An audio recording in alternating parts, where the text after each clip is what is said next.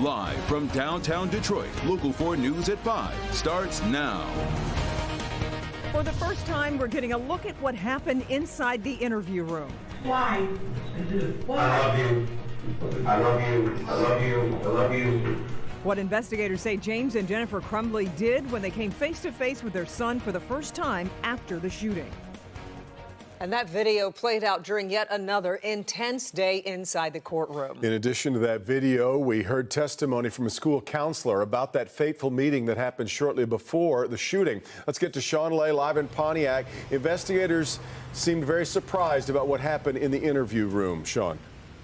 They truly did. And we're talking about the interview as a detective says students, kids who were shot and wounded were still on their way to the hospital. They sat James and Jennifer Crumbley down, and a veteran investigator says the reaction he got from Jennifer Crumbley after all these years as a detective was very surprising. Let me take you inside the courtroom and show you this video. Like, he's just a kid. Like, he doesn't do anything. He doesn't get in trouble at school. In the ball cap and green shirt in the middle of your screen is James Crumbley. To his right is Jennifer Crumbley. This is Oakland County Sheriff's Office video of sheriff's investigators sitting down with the Crumbleys after the Oxford school shooting. One investigator tells them that victims are still being taken to the hospital as they speak. The shooting had just happened. Jennifer Crumbley at first not talking about her son. She had just learned that he was the shooter, but she defends herself right away. I'm not putting Andy right now. The investigators want the parents to help them understand what was going on with their son that led to this. The moment Jennifer Crumbley was emotional, the very next, she shut the investigators down. He was doodling on a test or a practice test. Do you think we should probably have a lawyer? Next, the jury is shown video of the shooter's parents seeing their son right after he killed 4 students. They sit and stare at him. They don't touch him, ask him what went wrong, that he took the gun they bought him days before and used it to kill kids. On the way out, Jennifer Crumbley turns as if she is angry and asks him why. Why? I love you. I love you. I love you. Back here live again. That's the first time we've seen that video. And you hear James Crumbley telling his son, we love you, we love you, we love you. They're taken into the interview room. James Crumbley breaks down. Jennifer Crumbley does not. And investigators will talk about that at 6 o'clock, about that reaction, what they think of it. In the meantime, you're talking about Sean Hopkins, the school counselor. He also testified today that he urged the parents to get him immediate help the day of the shooting, the morning of the shooting. And he says Jennifer Crumbley refused, and he had to send him. The counselor says he had no other choice than to send him back to class. Devin Kimberly? All right, Sean. Boy, so much to digest here. We will have more coming up at 6. We'll see you then. Now, ahead at 5:30, our Krista McDonald is in to break down the big takeaways from today's testimony, including what Jennifer Crumbley told the judge about the Facebook messages she sent her husband and why the defense attorney, seen here, had to apologize to the jury and the families of the victims. That's at 5:30. Canton police have launched a death investigation after a body is found in a subdivision. Started about 1 a.m. when a body was found on Copperneck Road off I-275. The body was found near a car. So far, it's not clear how the person died or if they lived in that neighborhood. We're in touch with police asking for more information. Join us for an update on Local 4 News at 6.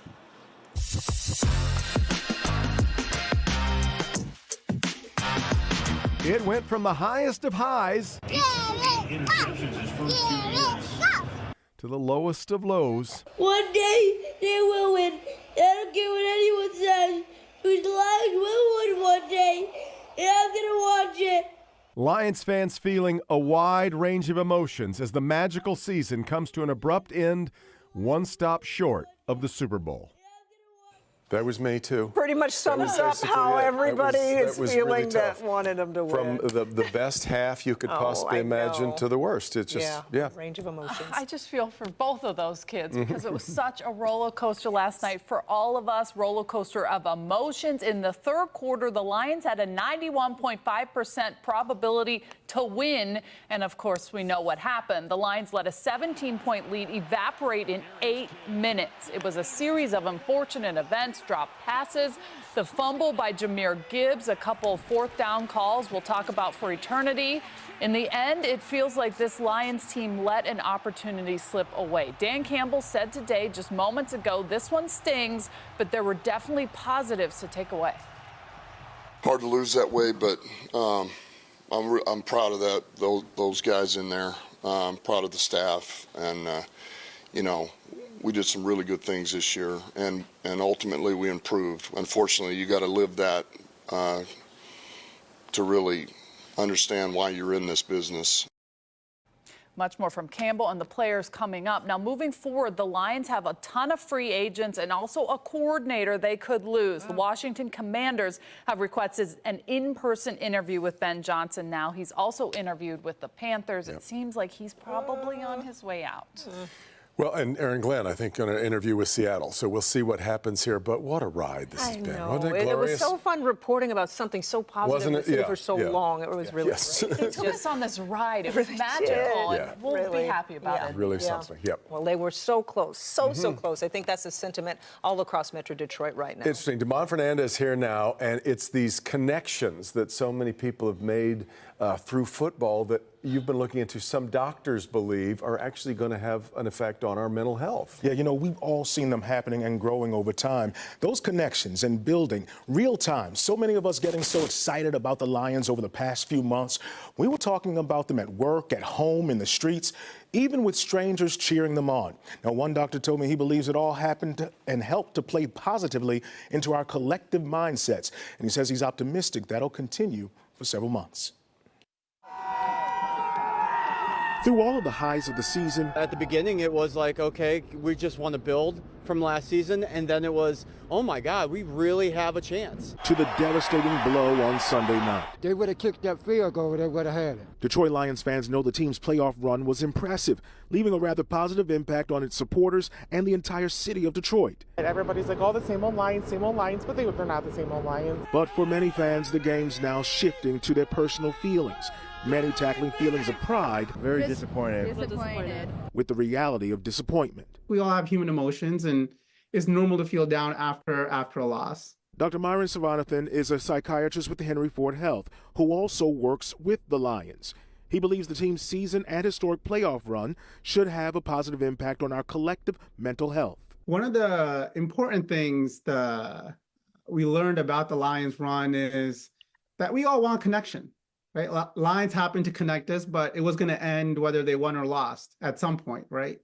And it should serve as a reminder that potential connections are all around us. We've watched as those connections brought strangers together, illuminated a sense of excitement around the city and in some of its residents. You can just see kind of like a spirit about Detroit that was just amazing. No doubt, sports is a great connector, and fueling that sense of positivity may be all about mindset and perspective. Yeah, baby. The framing that you take to a situation is the reality that you live in. And in sport, the best team doesn't always win. Now, the doctor says there's a certain sense of unity that comes with identifying with the team and its values. And Devin and Kimberly, he stressed that comes when recognizing a team's highs and lows. You know, we've all experienced that ride, but he says that you know, he works closely with the team, and he believes that he's optimistic that they're going to be doing well, not only next year, but for 5 to 10 years to come. It feels like we're set up for a nice era here in Lions football. Really great stuff, Damon. Yeah, thanks, Damon. And you guys have been doing a great job sending us your Lions pride photos to MyPicks. I've enjoyed so many of them. We can't get to all of them. I know. So here are a few here. Yep. User Violet Sparkles sent us this pic. By the way, this pic came from Las Vegas, where we hoped all this would end. But this is Peyton. You can see from her bib, she is a huge Lions fan. The caption to this photo says it all. This is from user Shady Toast. Says, I was able to take my dad to the playoffs. This great family connections that have been celebrated and so enjoyed over these last couple of months. Enjoyed so many of them. And we want to let you know you can send us your thank yous to the Lions for the awesome ride this season. Just point your phone's camera to the QR code there right at the bottom left-hand corner of your screen. It will take you right to the section where you can share your photos. The link is also right on the homepage of clickondetroit.com. I'm leading with gratitude. That's the way I want to feel about it. Yeah. It's been so special. It's going to hurt for a little while. I know. There's no It's doubt kind of about blue. it. All right, let's turn to the weather. Take a live look outside at our Mount Clemens sky cam. We woke up to a fresh dusting of snow. That's melted with the warmer temperatures, but from the looks of it, a little more rain and snow on the way. Let's get over to Kim Adams tracking what's headed our way. Hi, Kim. Hi, Kim. Well, you know, it's just a gloomy Monday. We have not had enough sunshine. The Lions really did help improve our mood because this is a tough time of year to get through regardless, and that did give some optimism and something to look forward to. We do have some sunshine in the forecast. I'll show you when coming up, but first we have to get through a little clipper, and that's going to clip us and bring us some snow for tomorrow. But right now it's above freezing. Downtown Detroit, cloudy 35, 34 in Howell, 33 in Pontiac, anywhere from 33 to the mid-30s right now, everyone above freezing. Not much of a wind chill, but it does feel like it's in the upper 20s in Pontiac, Howell, Ann Arbor, Metro, and also downtown. Tomorrow, it's going to be a close call, but at this point, it looks like the snow will come at the tail end of the morning commute. Might even mix with a few wet